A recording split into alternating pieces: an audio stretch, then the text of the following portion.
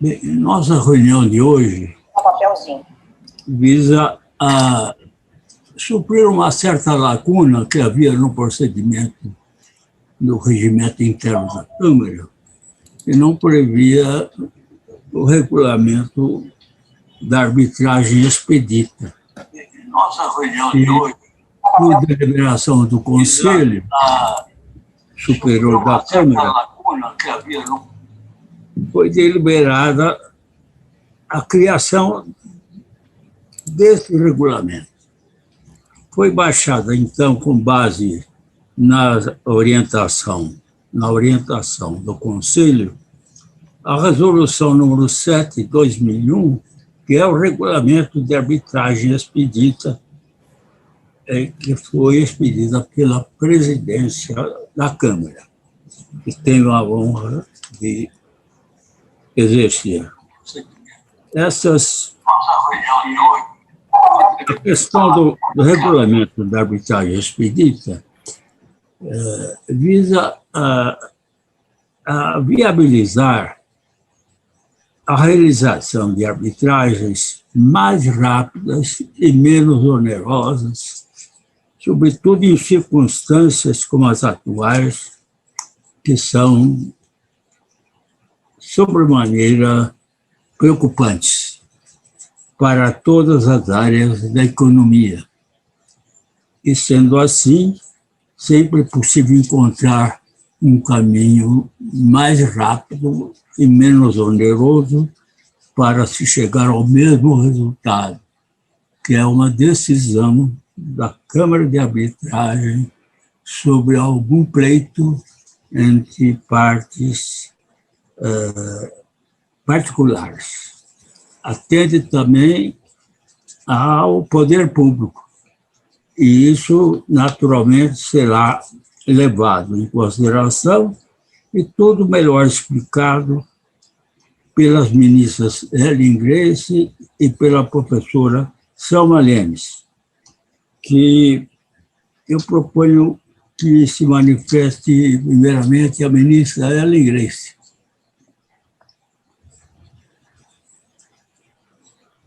Muito obrigada, presidente.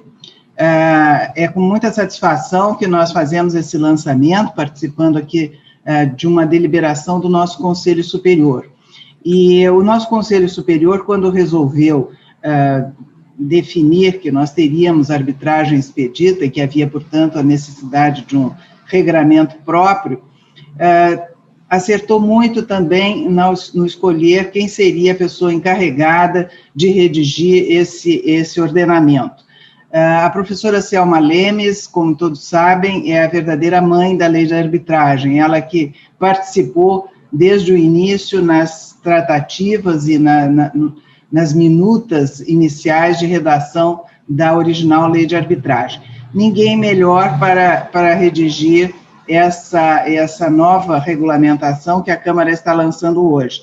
Nós esperamos, com isso, atender uma clientela mais ampla, atender uma clientela que tem necessidade de resolver com muita presteza as suas divergências e que tem encontrado na arbitragem tradicional, na arbitragem com todas as suas formalidades, uma solução muito mais célere do que seria a solução judicial, mas ainda assim uma solução que não atende aos seus interesses. Portanto, eu gostaria de passar a palavra agora à professora Selma, para que ela discorra especificamente nos definindo e dando aos nossos ouvintes uma clara noção de quais são as diferenças entre a arbitragem tradicional, que nós já praticamos há tanto tempo, e essa arbitragem específica, uma arbitragem mais acelerada, que nós estamos lançando agora.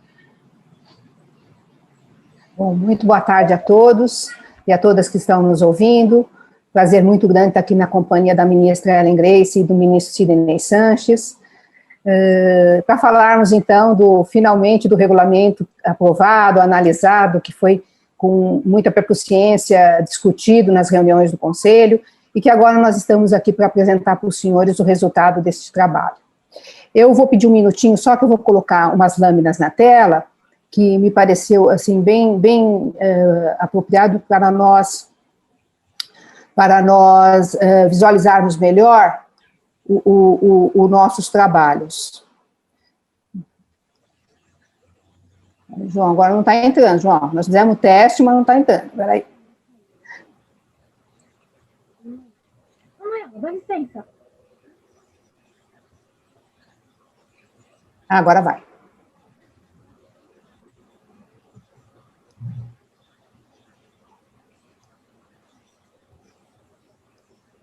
Pronto. Modo exibição. Perfeito. Bom, senhores, então, vamos falar um pouquinho como representa o histórico dessa questão envolvendo aqui na Câmara, envolvendo o regulamento de arbitragem.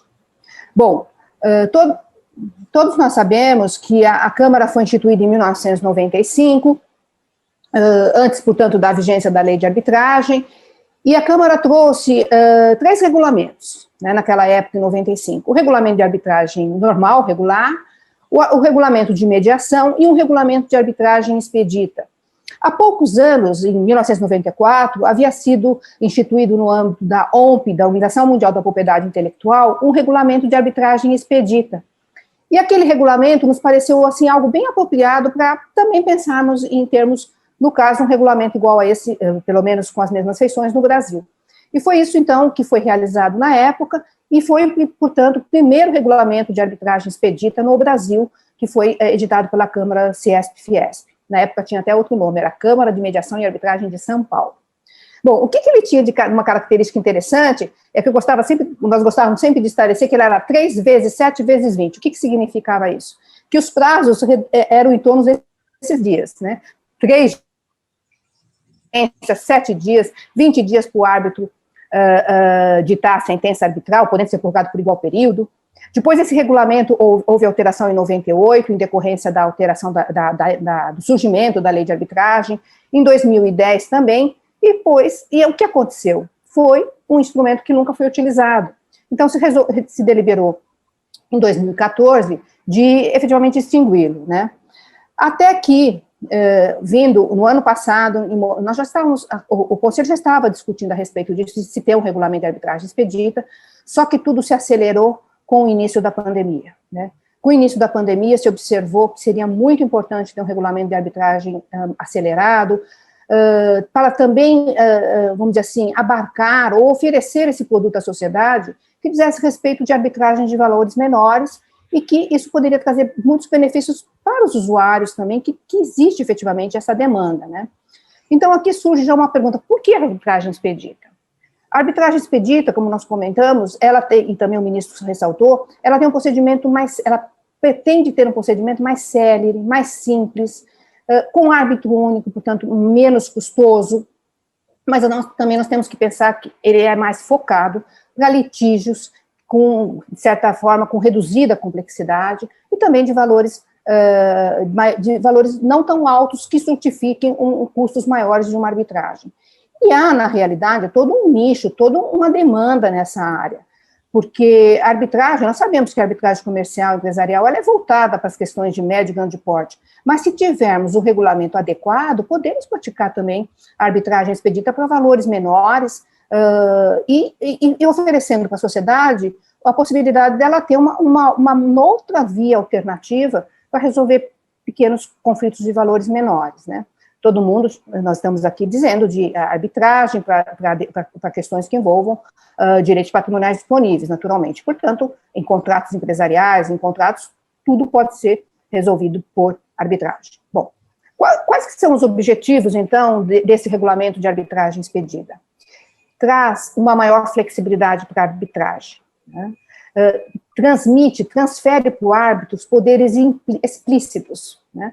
Algo que nós sabemos, o gestor, o administrador de um procedimento é o árbitro, mas os regulamentos sempre muito focados e preocupados com o devido processo legal, eles são, vamos dizer assim, de forma mais detalhada, no sentido de prever todo o rito processual de uma maneira, dando uma previsibilidade para as partes, mas também, de certa forma, estabelecendo etapas que muitas muitas vezes podem ser superadas, podem ser, por caso específico, né, não precisam ser utilizadas. Então, o regulamento de arbitragem expedita dá muito mais poderes para os árbitros, quer dizer, não que ele não tivesse esses poderes, mas acontece que está explícito, então todo mundo já sabe que o árbitro vai ter maior autonomia, por exemplo, para decidir se é necessário ou não fazer uma audiência, né?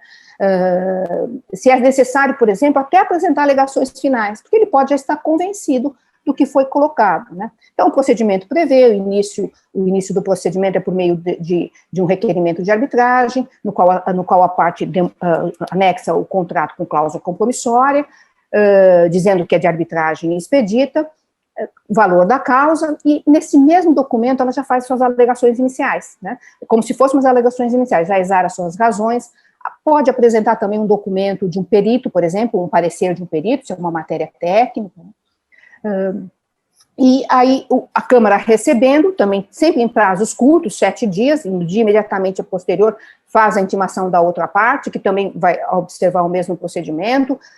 Um detalhe interessante também, fica dispensado a assinatura da parte no termo de arbitragem. O termo de arbitragem vai ser um instrumento balizador do árbitro, em qual ele, juntamente com a Câmara, vão redigir este documento, esclarecendo qual é a controvérsia a ser dirimida, qualificação do árbitro, pontos que ele vai ter que decidir, né? Evidentemente vai também transferir para as partes olharem, darem sua opinião, mas não há necessidade das partes assinarem esse documento. Como eu comentei, o árbitro único, ele pode optar por dispensar a audiência. A audiência pode, de posse desses documentos, das manifestações das partes, pode ir direto para a redação de uma sentença arbitral, né? Muitas vezes, essas arbitragens, quando você, às vezes, verifica essas questões também, a arbitragem é apenas documental, né? Que você, com os documentos apresentados, tem condições já de fazer o árbitro tem condições de fazer seu juízo de valor e editar uma sentença. Um outro ponto interessante, eu acho isso muito importante na arbitragem, é que, como eu já comentei em vários outros webinars, a oralidade, a partir da arbitragem, está tendo um papel excepcional para os advogados. Nós estávamos acostumados a falar nos autos, né, sempre escrevendo. Agora nós temos um papel fundamental de testar a nossa oratória, né, e nesses multis aí dos estudantes, eles estão fazendo esses treinamentos de uma forma magnífica, né, e são os futuros advogados brasileiros que vão saber, que vão ter cada vez mais destreza para se manifestar oralmente. E a gente vê isso muito numa arbitragem, né, às vezes você quer externar um pensamento, você escreve 10 páginas, aquilo lá pode ser expressado em 10 minutos numa audiência, né? Então, a oralidade, esse tipo de procedimento, é também bem importante. E as alegações finais, portanto, podem ser feitas de forma oral, não será necessário se fazer aliás, abrir um prazo para as alegações finais, né?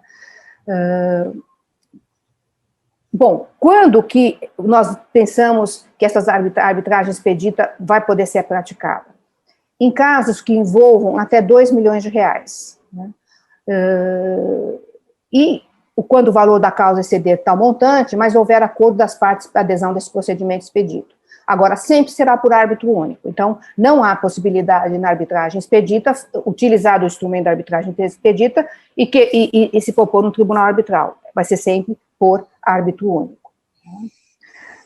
O prazo da sentença, então, é um prazo de 30 dias, podendo ser prorrogado por igual período, né?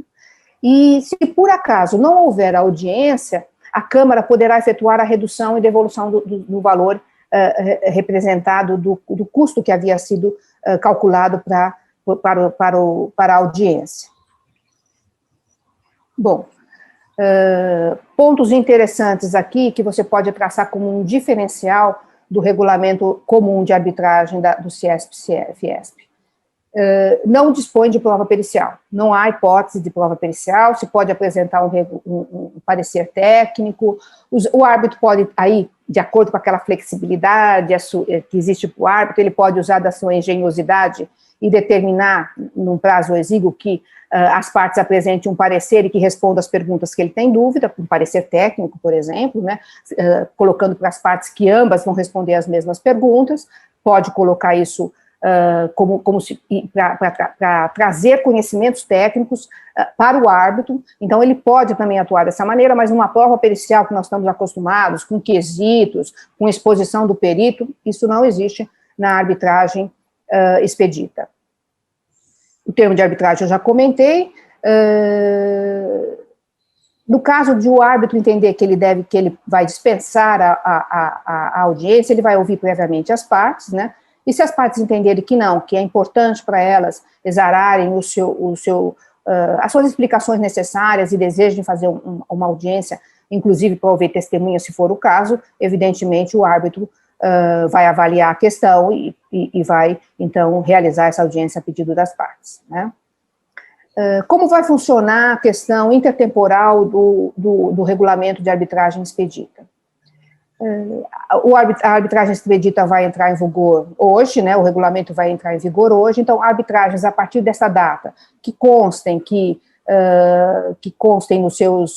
na cláusula compromissória, na convenção de arbitragem, que se aplicará o regulamento de arbitragem expedita da Câmara CIESP e FIESP, então, a partir desse momento, elas ficam vinculadas ao regulamento. Muito se discutiu se deveria fazer isso de uma forma obrigatória ou de uma forma opcional, como é o caso, deixando a critério das partes. Entendemos que para o começo da aplicação é conveniente deixar que as partes decidam se vai se submeter a esse regulamento ou não, e como não foi realizado anteriormente com o regulamento de árbitro provisório, a experiência foi interessante, que com o regulamento de árbitro provisório, ditado pela Câmara CIESP-FIESP, a Câmara começou a ter um número razoável de árbitros provisórios, porque a aplicação era para todos os casos, né? Não a partir do que ele entrasse dos casos, inclusive, com cláusulas arbitrais redigidas anteriormente. Mas no caso aqui, não. No caso aqui, a partir da previsão em convenção de arbitragem, se aplica esse regulamento, e sempre pensando que nós estamos falando em até 2 milhões de reais. Bom, aqui um quadrinho específico para nós entendermos um pouquinho das custas da Câmara e dos valores envolvidos, né? Então, por exemplo, até 1,5 milhão de valor da causa, os honorários dos árbitros seriam 50 mil reais, considerando 100 horas mínimas, e os custos da Câmara seriam 30 mil reais, mais 20 mil, quer dizer, 10 mais 10 de cada parte, para suprir as custas do procedimento. Evidentemente que, posteriormente, quando se faz o acerto de contas finais, havendo crédito para as partes, será devolvido. Então, o máximo, por exemplo, o valor da causa até 2 milhões de reais.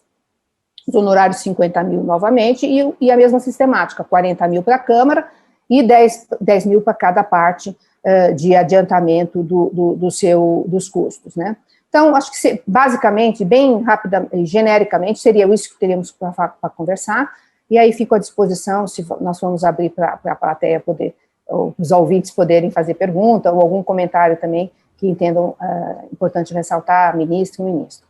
Muito obrigada pela atenção. Muito obrigado, professora Selma. Apenas uma questão que não sei se foi abordada na sua exposição, a escolha do árbitro único, como é que se faz? As partes é que escolhem ou podem pedir que o presidente da Câmara escolha? Como se faz a escolha? Muito bem colocado, ministro. Doutora Selma, deixe-me só pedir que a senhora interrompa o compartilhamento de tela, porque está aparecendo isso, perfeito. Obrigado, desculpa. Ministro, então, na sua pergunta, sempre as partes vão ter o direito de indicar árbitros, né? Vão ter que indicar um árbitro em comum, porque, obviamente, é um árbitro único. Se não houver consenso, então, o presidente fará a indicação pelos árbitros, valendo-se do quadro de árbitros da Câmara. É importante ressaltar também que as partes também podem indicar um outro árbitro de comum acordo que não seja integrante do corpo de árbitros da Câmara. Nesse caso, deverá apresentar o seu currículo e será submetido à apreciação da presidência para verificar se estaria aprovado ou não para atuar como árbitro. Então, sempre as partes vão ter o direito de indicá-lo, e se não indicar, o presidente indica. Muito bem. A ministra Ellen deseja acrescentar alguma coisa a respeito do que foi dito pela professora Selma? Muito obrigada, presidente. Parabéns, doutora Selma. Realmente, eu acho que esse vai ser mais um passo adiante na democratização da arbitragem no nosso país. Eu gostaria de revelar que tive uma oportunidade de fazer uma arbitragem expedita, sem ainda maiores regulamentações, na Câmara de Arbitragem de Belo Horizonte. O presidente daquela Câmara, em certa ocasião, me nomeou para, enfim, solver uma divergência muito pequena entre partes que não conseguiam se acertar nem sequer para escolher o árbitro único. Então, o presidente da Câmara me nomeou. Imagine, doutora Selma, o valor da causa, o valor da arbitragem era apenas R$6.000.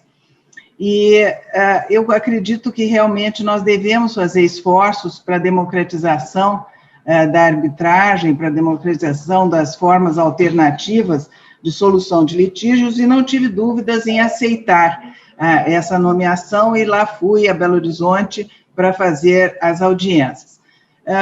Visando justamente poupar as partes de despesas maiores, eu compareci uma vez para uma reunião que nós tivemos e acho que não voltei mais. Eu depois proferia a sentença arbitral e encaminhei as partes. Mas eu me lembro que a gente tomou uma série de atalhos que são possíveis na arbitragem expedita, como, por exemplo, tratava-se de um terreno, uma disputa sobre limites de um terreno numa área periférica de Belo Horizonte. Não era possível nomear um árbitro, nomear um perito, engenheiro, porque os honorários seriam muito elevados. Então, o que eu fiz? Eu determinei as partes que tirassem fotografias dos locais. Ambas as partes me ofereceram fotografias do seu ponto de vista, do que eles achavam que tinham razão sobre aquela área, e encaminharam. Então, com base nessa evidência apresentada, foi possível, afinal, encontrarmos uma solução para o caso. Ela foi encaminhada ao registro de imóveis lá de Belo Horizonte, e hoje nós temos a pacificação em torno desse terreno. Mas eu quero louvar especialmente ao nosso conselho, à presidência, ao ministro Sidney, pela iniciativa de lançarmos também na Câmara Ciesp-Fiesp este formato,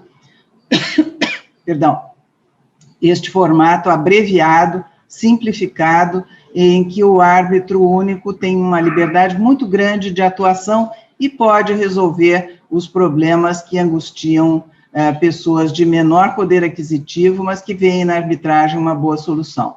Então, meus parabéns a todos os que se envolveram neste trabalho, de maneira muito especial, a professora Selma, que fundou essa Câmara, depois trabalhou na lei de arbitragem e continua dando o melhor da sua contribuição intelectual, agora elaborando esse regulamento de arbitragem expedita. Muito obrigada.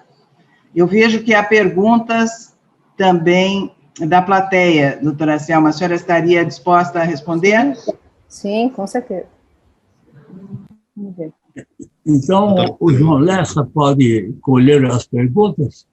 Claro, temos algumas perguntas aqui do público, ministro.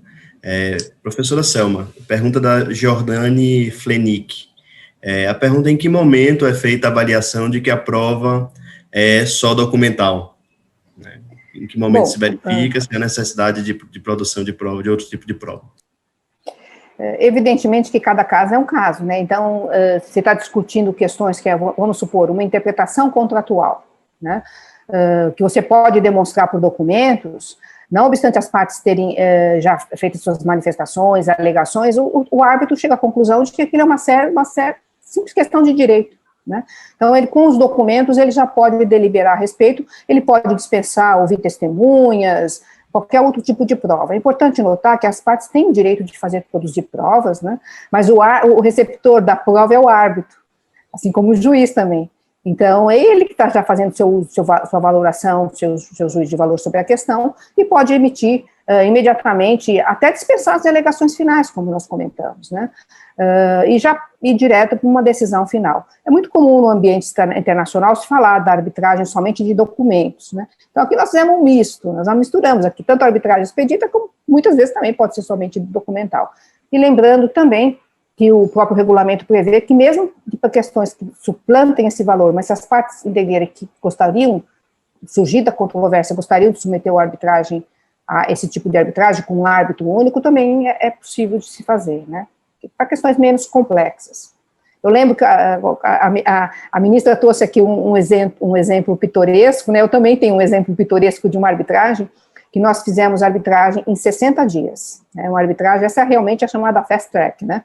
Uma arbitragem muito rápida, porque era um contrato muito antigo, que tinha uma cláusula de arbitragem, e as partes só aceitavam se fosse honrar o que estava na cláusula. Né?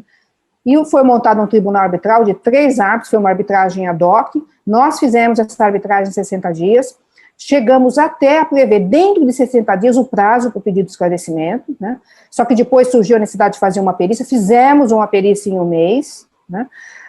Só que, evidentemente, todo mundo trabalhou muito, os advogados falaram que passaram a noite em claro, que era uma questão mais complexa, mas foi possível fazer uma arbitragem, e aí quando pediram a perícia, nós falamos, então espera um momentinho, então nós vamos considerar até a sentença ser ditada os 60 dias, eventual pedido de esclarecimento vai passar por um período posterior. Aceitaram e assim fizemos, e correu tudo muito bem, quer dizer, é possível sim, com criatividade, você sempre, evidentemente, resguardando o direito de defesa, você pode tomar atitudes que representam economia para as partes, né? Hoje em dia, em arbitragem, nós verificamos que perícia é algo para ser realmente evitado. Primeiro, pelo tempo, né? O tempo, às vezes você tem perícias que levam 2 anos, né? E segundo, os custos.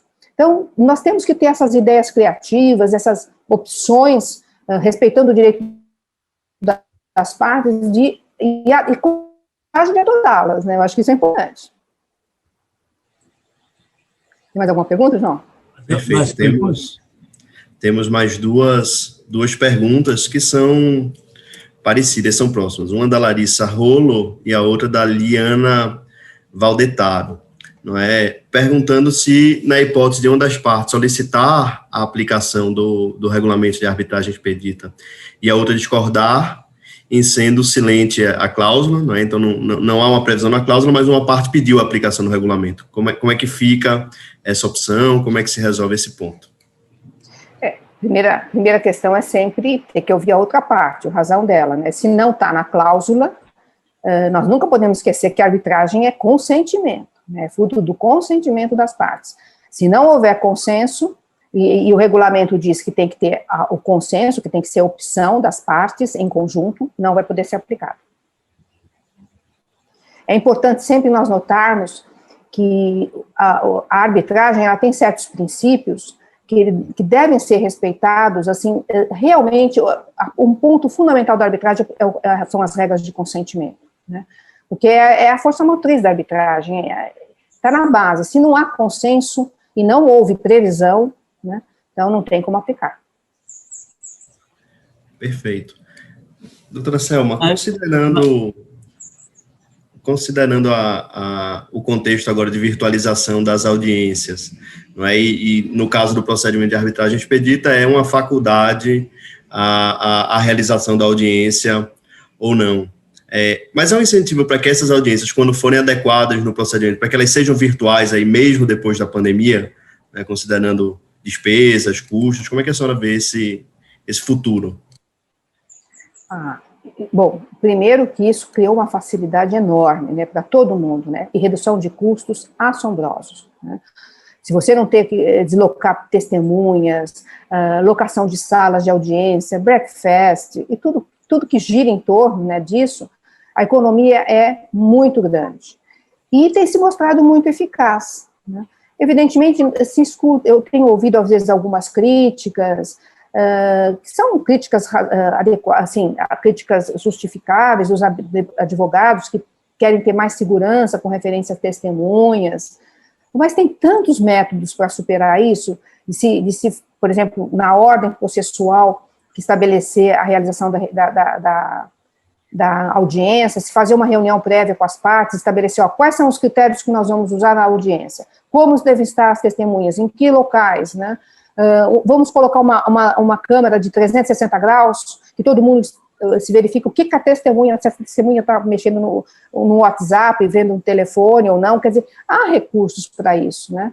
E há também aqui a questão da criatividade. Em alguns casos, por exemplo, um pouquinho antes agora dessa acentuação, antes dessa acentuação da questão da pandemia, estávamos fazendo audiência em que as testemunhas iam para um escritório do advogado, onde estavam os dois advogados, e o tribunal arbitral ouviu as testemunhas daquele local.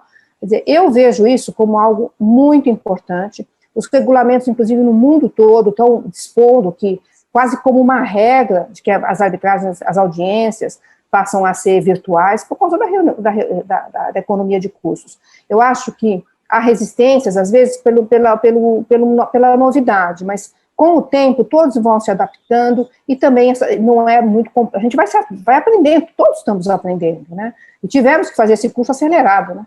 Agora em decorrência da pandemia, e agradecer que a gente tem essa maneira de... Nós não temos o contato físico, mas continuamos tendo um contato social, né? Essa é a grande vantagem desse tipo de ferramenta hoje virtual. Muito bem. Vamos nessa. Temos tempo para mais uma pergunta, ministro? A divulgação deste evento, como foi providenciada? O acesso, por exemplo, das regionais do CIESP, enfim, de todos os segmentos, seja da área da Fiesp, seja da área do CIESP, das empresas em geral e dos escritórios de advocacia. E como é que foi feito esse programa da divulgação desse evento? Esse evento, ministro, está sendo transmitido ao vivo pelo canal do YouTube da Câmara, do CIESP, e contou aí com a divulgação nos canais de mailing, não é, de contato do CIESP, da Fiesp, com o apoio das regionais lá na ponta, sempre o apoio regional e a força da capilaridade do CIESP em todo o estado de São Paulo, e também conta com o apoio do canal da arbitragem aí na divulgação de conteúdo. Transmissão ao vivo aí com grande participação, comprovada aí pelo número de perguntas que estamos recebendo. E quais são as expectativas com o lançamento desse novo regulamento? A professora Selma se manifesta em primeiro lugar e depois o João Lessa. Ministro, eu acho que as expectativas, nós vivemos hoje, eu estou fazendo uma comparação com o regulamento, com a época que vivemos, 95, quando foi surgir primeiro o regulamento. Primeiro que nós não tínhamos a prática da arbitragem, né? Isso foi com esses 25 anos de vigência da lei, foi incorporado a arbitragem, as pessoas já conhecem, as estatísticas mostram que está num avanço muito grande. Eu vejo isso com bons olhos, eu entendo que a comunidade jurídica está preparada para isso, porque um ponto fundamental é a comunidade jurídica, os empresários verificando que ele pode ter uma solução mais rápida e por um custo menor, tem todos os atrativos para dar certo, o regulamento é um regulamento flexível, a instituição é uma instituição de uma credibilidade, uma das maiores instituições brasileiras. Na pesquisa que eu faço há mais de 15 anos sobre arbitragem, a Câmara da Fiesp-CIESP está entre as 3 primeiras câmaras brasileiras em volume de conflitos, em valores envolvidos, quer dizer, nós temos tudo para dar certo, né? Tem tudo para dar certo esse regulamento, das partes entenderem que é viável, vamos praticar, vamos deixar sermos menos conservadores em termos de regras procedimentais. Nós já encaminhamos muito para isso, né? Já sabemos que na arbitragem, todo mundo já frequentemente repete, não se aplica o Código de Processo Civil na arbitragem. Então, aqui é mais um ponto, né? É mais um passo que se dá, prevendo que os fins justificam os meios, né? Fins menos complexos, mais flexíveis, vai justificar uma decisão um conflito solucionado com mais rapidez e com eficiência. Nós precisamos de sentenças arbitrais que decidam a questão, né? Sentenças arbitrais, não há necessidade de você tecer altas elucubrações doutrinárias, nada disso, você tem que resolver o caso, né, de acordo com a lei, né? Então, eu acho que eu vejo com muito bons olhos e acho que a sociedade brasileira está pronta para esse tipo de iniciativa. Muito bem, João Lessa, o que é que tem a dizer a esse respeito? Eu compartilho do que a professora Selma colocou, ministro, e vejo que ele é um regulamento que já nasce num momento de maturação de alguns temas da arbitragem. Então, o regulamento novo de arbitragem expedita de nossa Câmara já dispõe sobre assinatura eletrônica de documentos, já dispõe sobre realização de audiências em ambiente virtual. Claro, isso do âmbito funcional estava resolvido por conta das resoluções que a presidência de nossa Câmara, que o senhor editou durante a pandemia. Mas esse é um regulamento que já nasce com essa visão, quer dizer, o regulamento já é pensado para um cenário de mais tecnologia, de dispensa de troca de documentos em formato físico. Essa é uma outra faceta de agilização procedimental, né? Não é apenas o encurtamento dos prazos, mas é um procedimento que é pensado para o momento em que ele surge, um momento virtual, um momento de maior facilidade de contato, não é? Isso se reflete em vários momentos. Aí já se comentou sobre a necessidade ou não de realização da audiência de instrução, adaptação ao caso, não é? Se o caso precisa, realiza-se o ato. Se não precisa, parte-se direto para a prolação de sentença, não é? Num procedimento aí verdadeiramente sumário. Dispensa da necessidade das partes assinarem o termo de arbitragem, né? O termo de arbitragem elaborado pelo árbitro, não é, com oportunidade de clarificação, de contribuição pelas partes, e depois circulado para todos. Quer dizer, dispensa de alguns entraves, não é, normais, inerentes ao procedimento, mas esse é o espírito de facilitação, agilização procedimental. E eu acho que vai ser um grande sucesso, ainda mais conhecendo a realidade de nossa Câmara. A Câmara CIESP-FIESP, ela recebe casos de vários patamares de interesse econômico, desde casos muito grandes, casos literalmente de centenas de milhões de reais, bilhões de reais, a casos de algumas dezenas de milhares de reais. E a gente, enquanto prestador de serviço, né, tem que estar sempre olhando para bem atender a todos, né? E aí o regulamento, pensado para esses casos até 2 milhões de reais, nessa opção das partes, mas que fica como uma alternativa mais célere para aqueles casos em que a instrução processual, enfim, mais complexa, mais longa, não seja necessária. Então, na minha leitura, ministro, só coisa boa e ânimo é o que traz o novo regulamento. Ótimo. Eu gostaria de lembrar que esse arbitragem expedita lembra um pouco o procedimento sumaríssimo em juízo. Eu procuro mostrar as grandes diferenças. Em juízo, há sempre o percurso de 4 instâncias, se as partes assim o desejarem, para a decisão da causa. E mais 4 instâncias para se discutir sobre a execução da decisão da causa. Tudo isso demanda muito tempo e muito dinheiro. A arbitragem foi criação da mente do jurista, mas também ditada pelos interesses das empresas, de modo geral, da economia, de modo geral. E não vejo razão para se desacreditar da arbitragem. Ela produz coisa julgada, não cabe recurso por qualquer instância, ela é muito menos onerosa do que qualquer causa na justiça e muito menos demorada. Isso, a arbitragem que não será expedita, aquela chamada arbitragem comum, ordinária. A arbitragem expedita, com maior razão, é muito mais rápida que a própria arbitragem comum e menos onerosa.